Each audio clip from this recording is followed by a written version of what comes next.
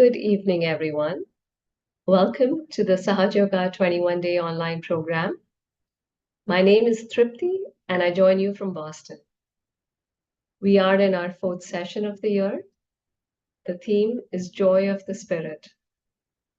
An ongoing goal is to sustain longer periods of silence and to focus on the transforming power of love. Today is day 69. In our last session, we talked about the Hamsa Chakra, which is located right here between the eyebrows. So today's session is a continuation of the Hamsa Chakra called Becoming Discreet. All of our sessions are recorded and available online. So if you're joining us for the very first time today, you can visit our website and have access to all of this information that's shared here in our sessions. This is also a great resource for all our regular attendees if you'd like to go back and refresh any of the information that you've listened to here or experienced here. Also a reminder that you can request a mentor, or if you already have one, you can request an additional mentor. There'll be a link shared in the chat for you to fill out a form. So like we always do in our sessions, we'll be starting with a foot soak. For this, you'll need a tub filled with water. You can throw in a handful of salt, and we end our foot soaks by rinsing off our feet. So if you'd like, you can keep a jug or a mug of some fresh rinse water. And if you'd like to wipe your feet after, maybe even a towel or some paper napkins available, easily available to you. And now I'd like to welcome Steve, who will be our presenter for the evening. He'll guide us through the foot soak and a meditation. Hi, Steve. Hi, Tripti. Thank you. Good evening, everybody. Welcome to tonight's session. Very happy to be here with you. For those who haven't heard me introduce myself before, I live in South Florida, been practicing Sahaja Yoga for many years, and it's always a really fantastic experience to be with all of you to meditate together. So I'm looking forward to it tonight. For those of you who are here on Thursday, a beautiful job was done in really bringing many aspects of this Hamsa Chakra, this chakra, this sort of sub-chakra of our Vishuddhi, which has to do with our ability to have discretion, to be able to sort out what's good for us, what's bad for us, to kind of guide ourselves through those delicate perceptions of which is the right way to go in any situation. Julia did a beautiful job on Thursday of going through each chakra and describing and sort of bringing into the meditation how the quality of each chakra has its role in developing our discretion. So I'd like to sort of take off from there, kind of continue from there and focus in on a couple of points.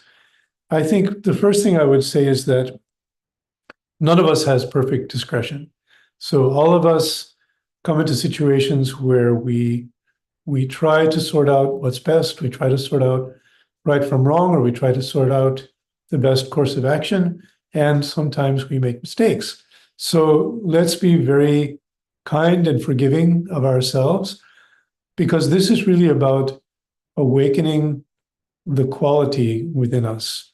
And that develops gradually over time as we meditate. So our discretion, our intuition gradually improves and continues to improve after years and years of practice. It just keeps on evolving. So what we really want to do is just to take steps forward every day in our meditation to develop our connection, because with that connection, all of these qualities come.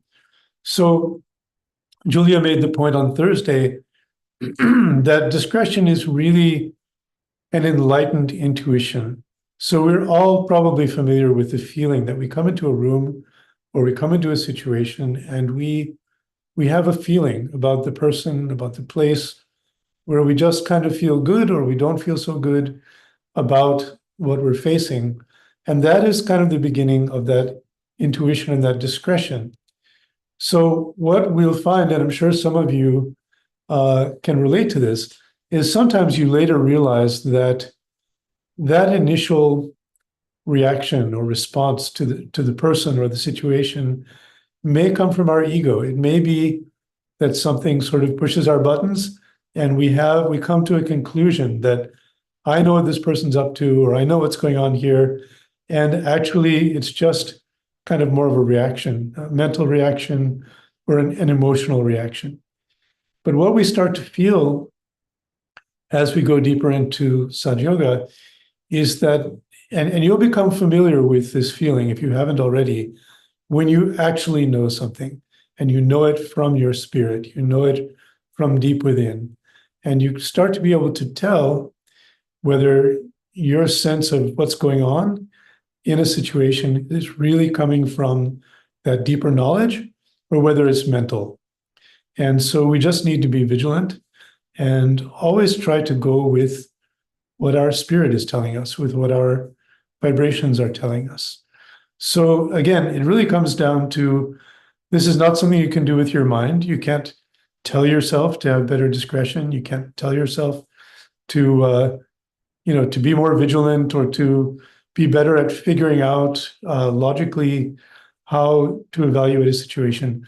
We have to develop that connection, that deeper awareness inside. And then, as it was said in the quote that was on the slide at the beginning of tonight's session, we have to become the knowledge. That was Shri Mataji's words that were quoted there. We have to become that knowledge. We have to become that intuition. And that can only happen through our meditation, through our Kundalini flowing and awakening and cleansing and developing the clarity of our whole subtle system. So I'd like to shift now to the foot soak, and we'll work a little bit on some key elements of developing our discretion and, most importantly, developing our connection, which gives us that discretion and gives us really all of the other qualities that we talk about. So let's take our foot soaking bowls.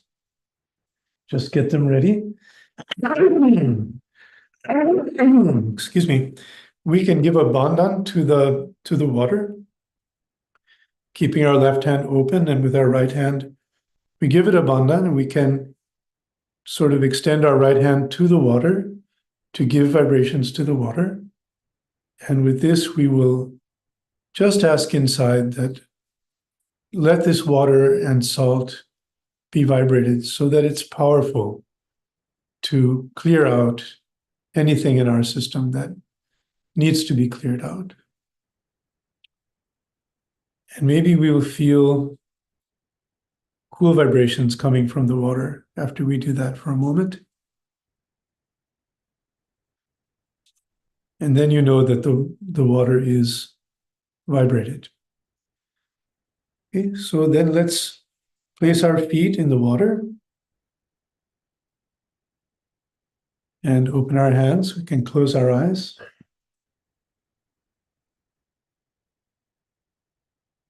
Let's just take a deep breath or two and settle down.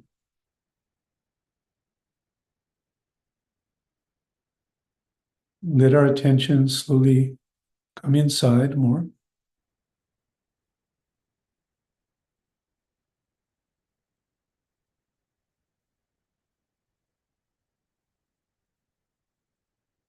And then slowly and with really an attention of feeling what we're doing, let's raise our Kundalini and tie it off above our heads. And as you know, we do it a second time, feeling what we're doing. Tie the two knots.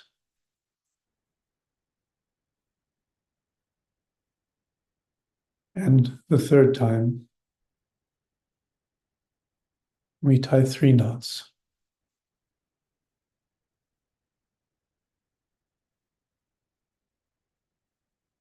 And let's slowly bring our hands back to our laps for a moment. Just observe how we feel after raising the Kundalini.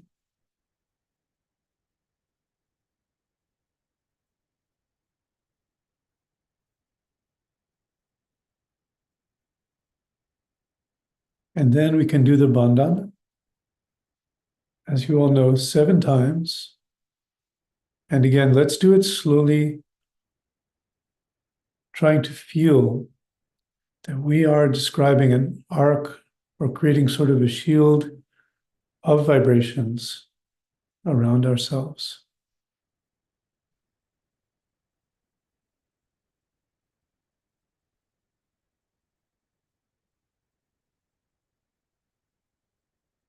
Just putting ourselves into that meditative space, like our own little private temple, surrounding ourselves with vibrations.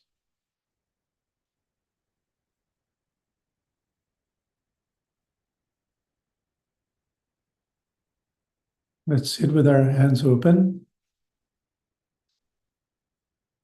And for a moment, let's just observe our breathing and give ourselves a little bit of time to settle down. We transition from having our attention outside to having it on the inside.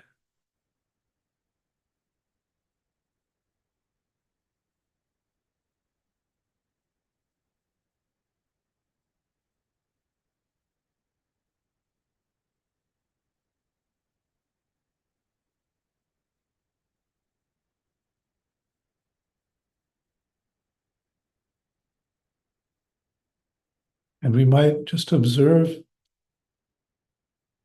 what's going on inside very non-judgmentally. Just observe. Maybe we're thinking, maybe we're not fully focused yet, but maybe we're starting to feel some silence. Maybe we're starting to feel some vibrations in the hands or at the top of the head. Let's just observe.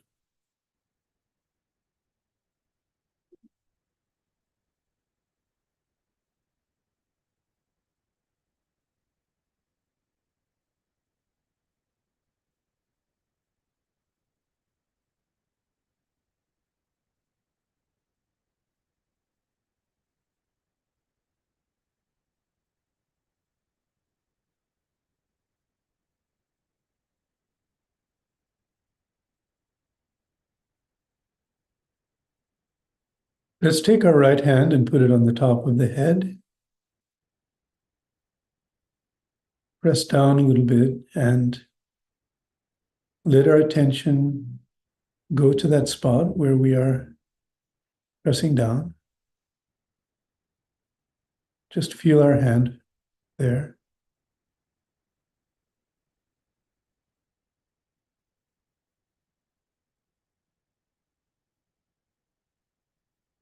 And we can ask inside, Mother Kundalini, please rise within me and take me into meditation.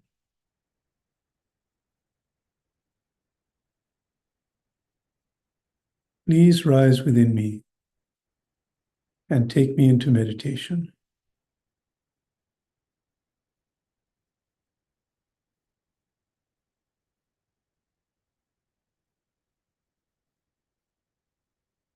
And let's slowly raise our hands up, maybe 6 or 8 inches above our heads.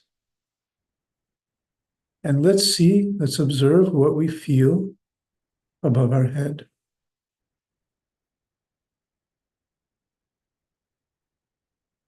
Maybe we feel cool or heat or tingling. Maybe we don't feel anything. Whatever it is, let's just have our attention up there. Let's be aware of that space above the head and see what we feel.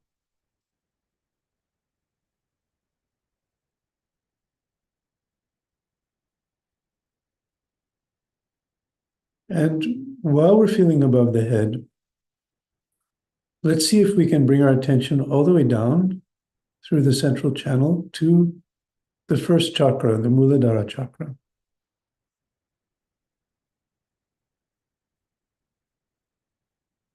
Be aware of the Muladhara chakra. And we can start to feel sort of a connection all the way from the base of the spine to that point above the head.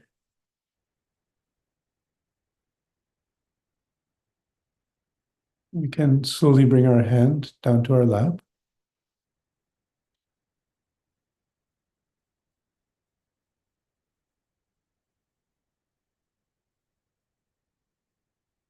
And with our attention now on the Muladhara chakra, the very base of the spine, as you all know, this is the center of innocence and wisdom. And innocence is such a powerful quality. If our Muladhara is strong, we have that knowledge, we have that innate understanding and capacity to grow. And our discretion depends completely on having that innocence and that wisdom. So with our attention on the Muladhara chakra, let's ask inside, Mother Kundalini, please make me an innocent person. Please make me a completely innocent person.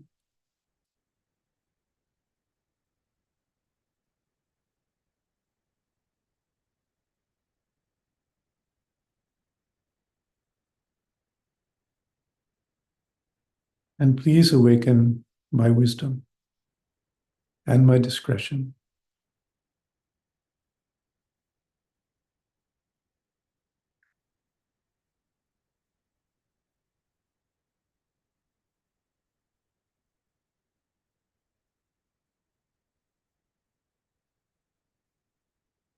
When, when we're in that state, excuse me, when we're in that state of innocence, we have such a strong intuition, such a strong knowledge of really the subtle aspects of what's going on. We have such a subtle perception of other people, and we can count on it. We can rely on that intuition.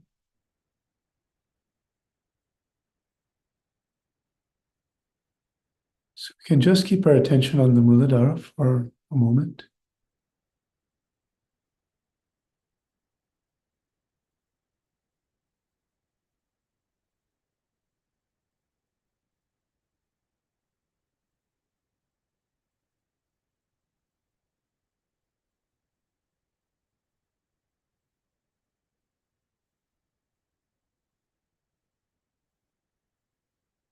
Now we can bring the attention to the Hamsa Chakra, and we can put our right index finger right on that spot between the eyebrows, above the bridge of the nose. And we can just press in a little bit. And let's massage it. So we do a clockwise, kind of a circular massage of that spot.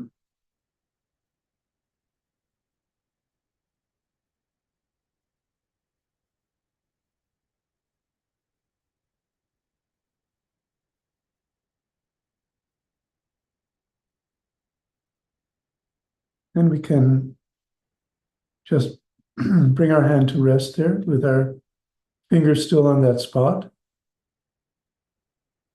Just giving vibrations to the Hamsa.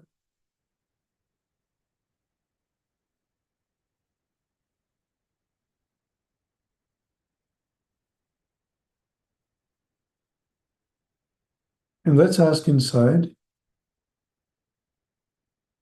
Mother Kundalini, please awaken my divine discretion.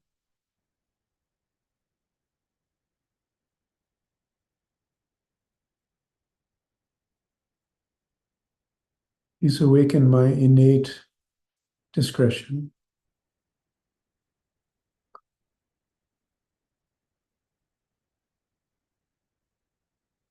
Please may the ego and the superego come down to their proper place.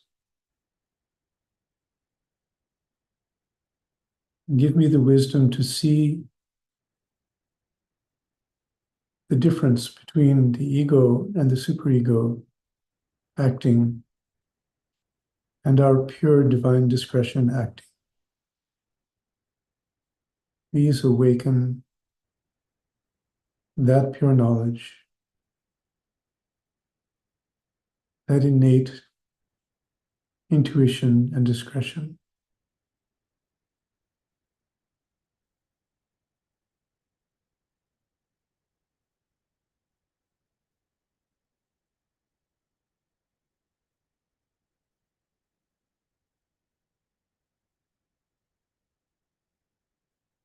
So we can bring our right hand down, and as everyone saw on Thursday night, there is a mantra for this Hamsa Chakra. So we can say it together for those of you who know the mantras.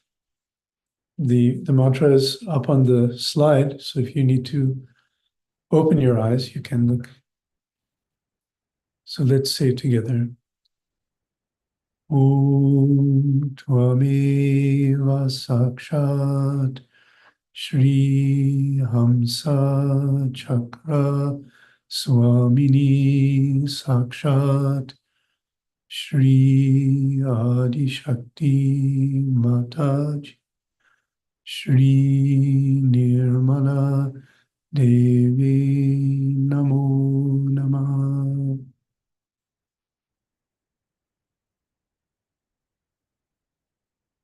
So let's let that resonate inside a little bit.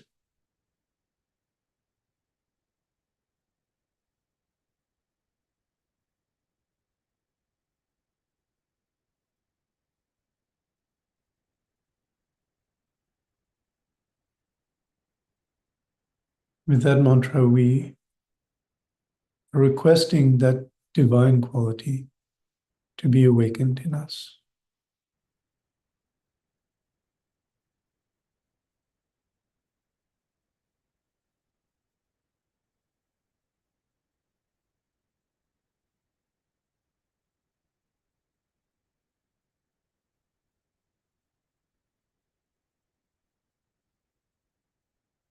So let's take a moment now to rinse our feet off. We just try to keep our attention inside as we do it. And rinse our feet and dry them.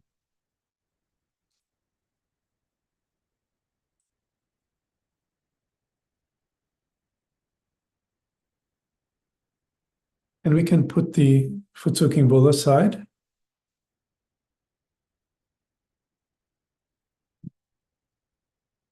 And then just let's open our hands again and close our eyes for another minute or so.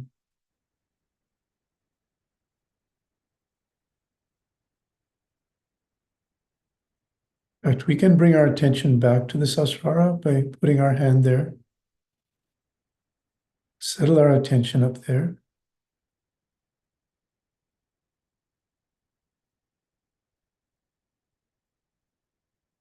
We can feel above the head, be aware of that space.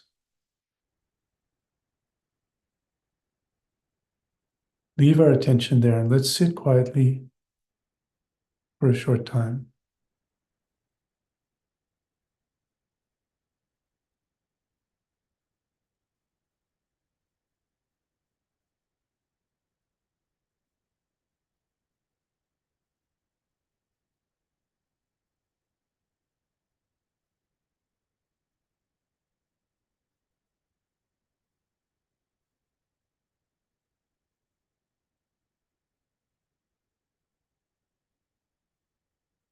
So we'll now, staying in meditation.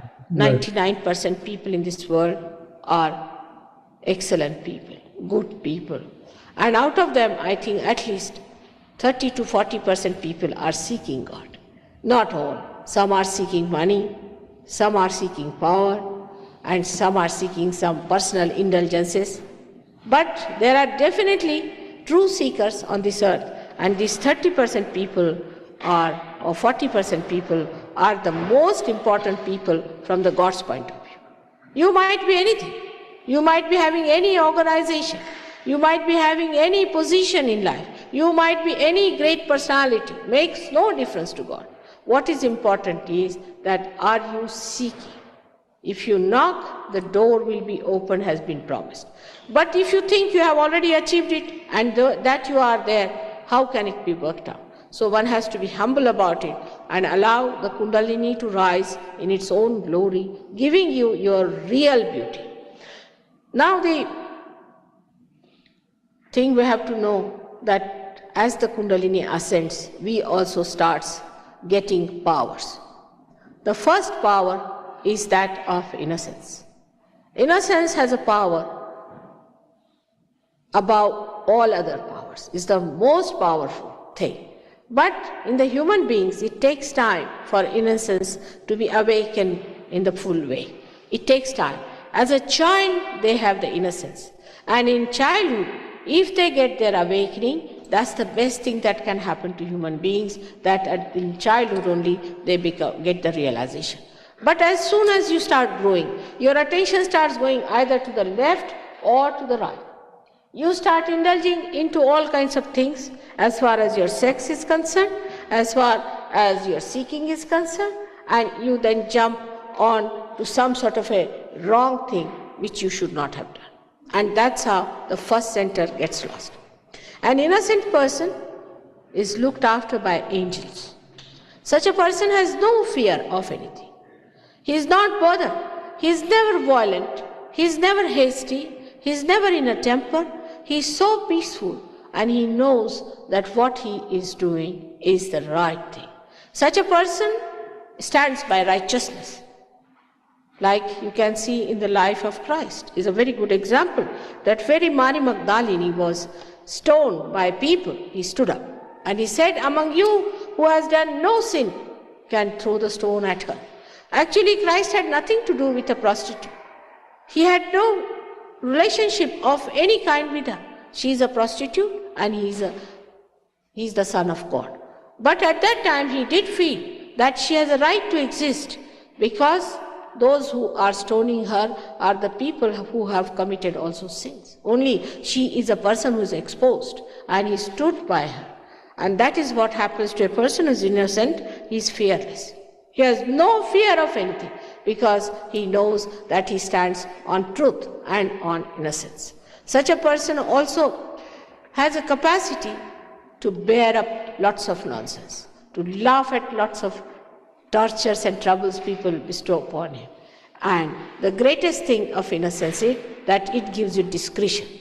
Such a person is immensely discreet. He is so wise. He may be a little child, he may be a grown-up person, he may be a villager, he might be educated, he might be uneducated, but he is so wise that he sees what is right and what is righteous.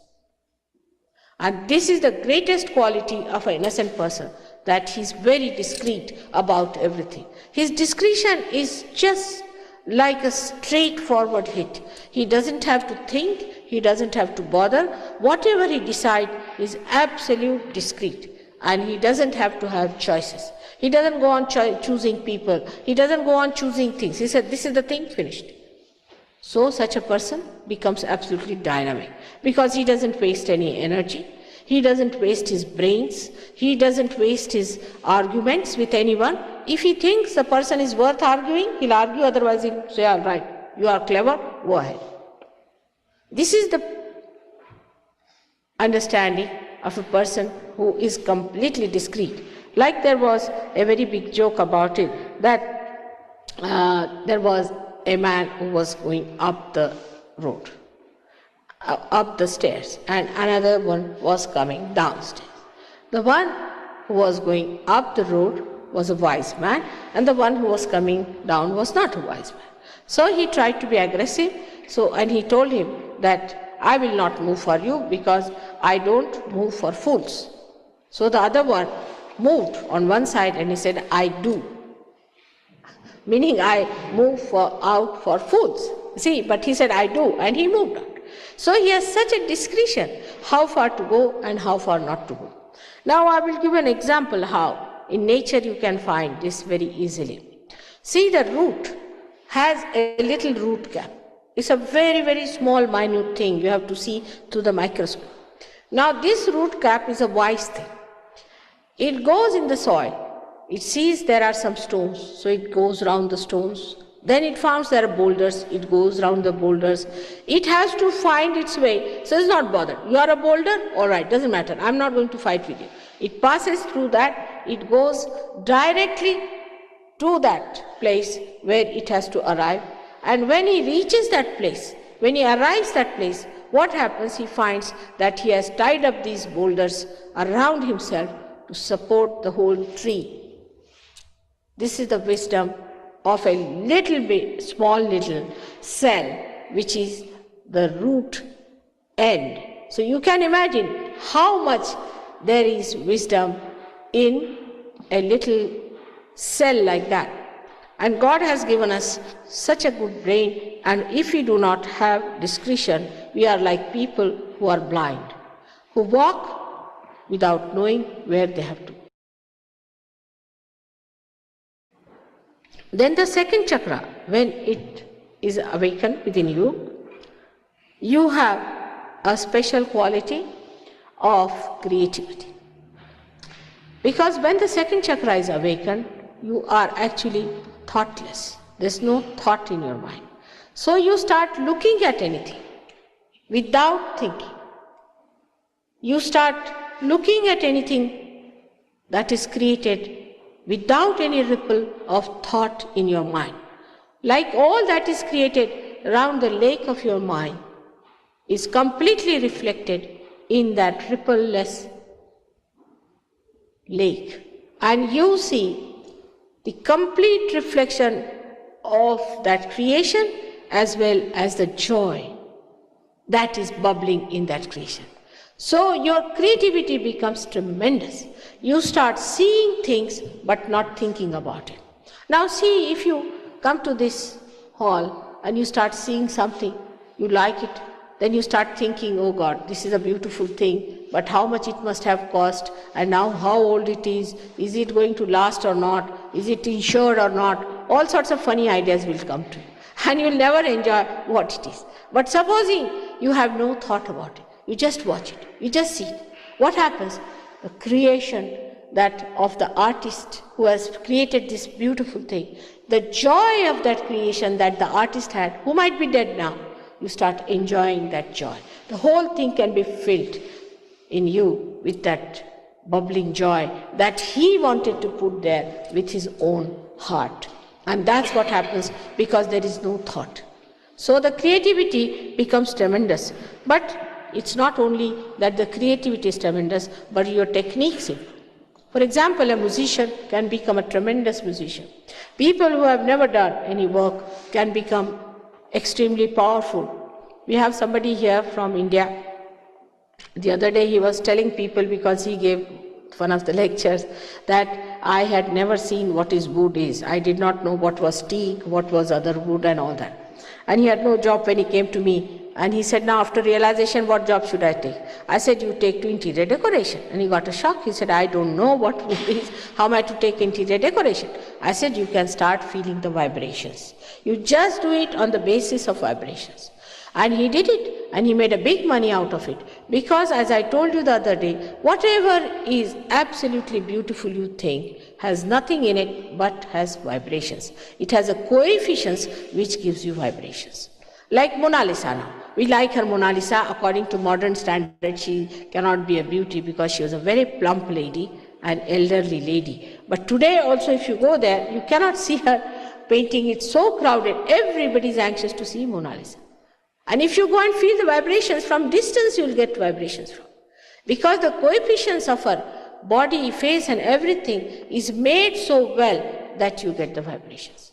Now people are very anxious to create new ideas, new type of things and this. But these things do not sell. And even if they sell temporarily, they have no eternal values.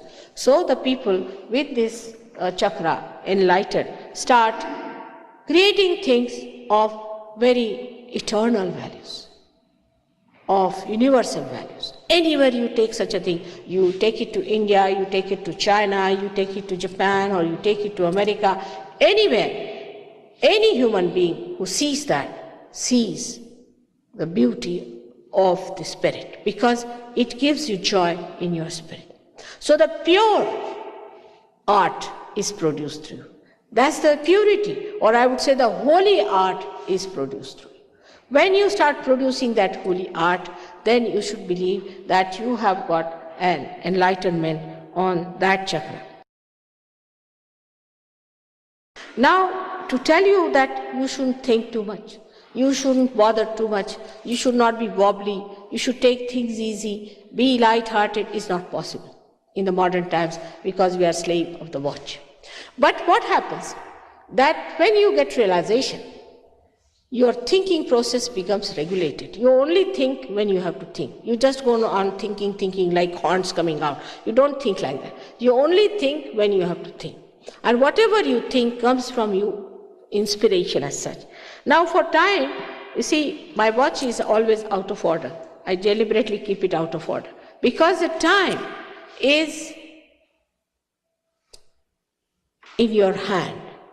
Supposing these people will hurry me up too much. Mother, we have to go now, we will miss the plane, this thing, that thing. I said, all right. If you say, I'll go. I go to the airport and there they find the plane is 3 hours late. Then they said, Mother, why didn't you tell us? I said, I was telling you, no need to hurry up. Why didn't you telephone and find out? If you had telephoned, we would not have been there earlier.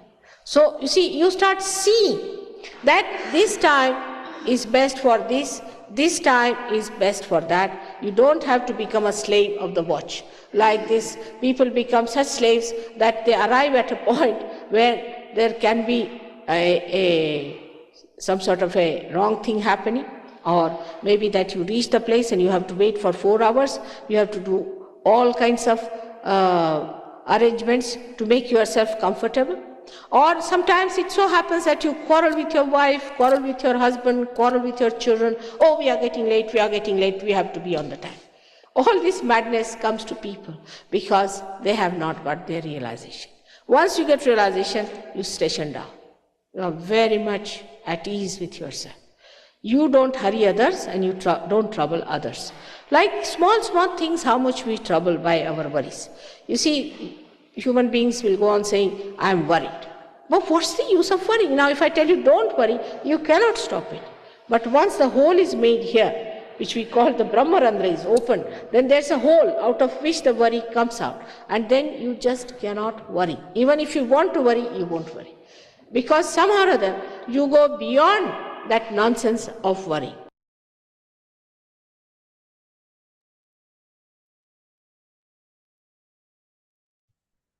We'll keep our eyes closed and our attention on the top of our head, on the Sahasrara.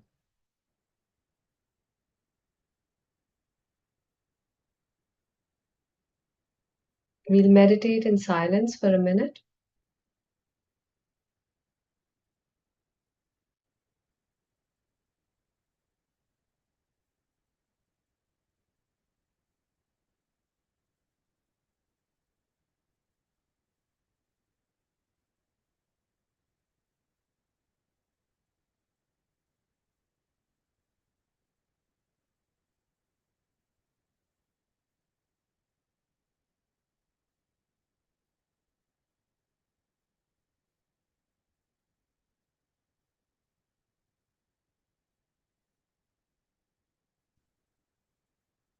Mother Kundalini,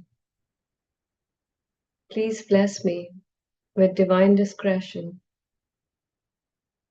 so I only do that which is good for my spirit.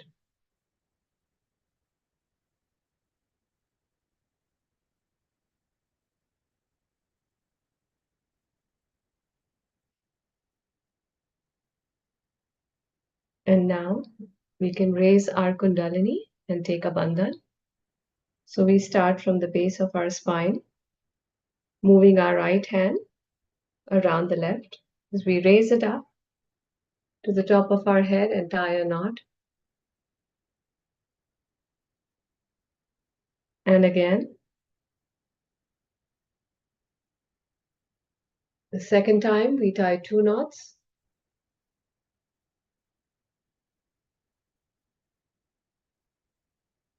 And then a third time, we tie 3 knots.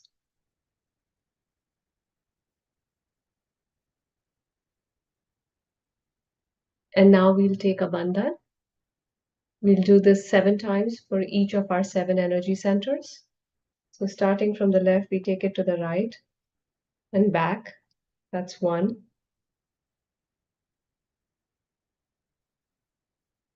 2, 3, 4,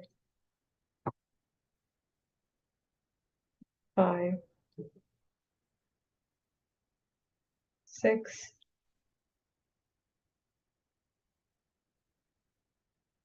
and 7. And now on to some announcements. So like we said, we are in our 4th session of the year. We meet every Sunday, Tuesday, and Thursday at 8:45 Eastern Time in the evenings. And then every Monday, Wednesday, and Friday, we meet on the same time, same link for foot soaks. So we have a foot soak and guided meditation session. Our next session will be on the upcoming Tuesday, where we'll be, excuse me, focusing on our right channel, the sun channel. And once that is out of balance, there's a lot of heat. So we learn how we can cool that down, come into balance. And for this, it would be good if you could keep some ice packs ready. So you get this in the store. Or if you don't have an ice pack, you can even just use ice filled into like a small Ziploc bag. So we'll use that on Tuesday. Some of the resources available to you is you can request a mentor. A link will be shared in the chat for the form you can fill out. We also have a WhatsApp group that you're welcome to join, where we share messages, send out reminders for our courses. And then you're also seeing a QR code on the screen, which will help you take you to our website, where we have a lot of information and handouts available for you. And now, as we come to the end of the session, you'll be placed in a breakout room where you'll meet an experienced practitioner of Sahaja Yoga. It's some great place where you can ask questions, you can meditate some more with them. So thank you everybody for joining. Have a good evening.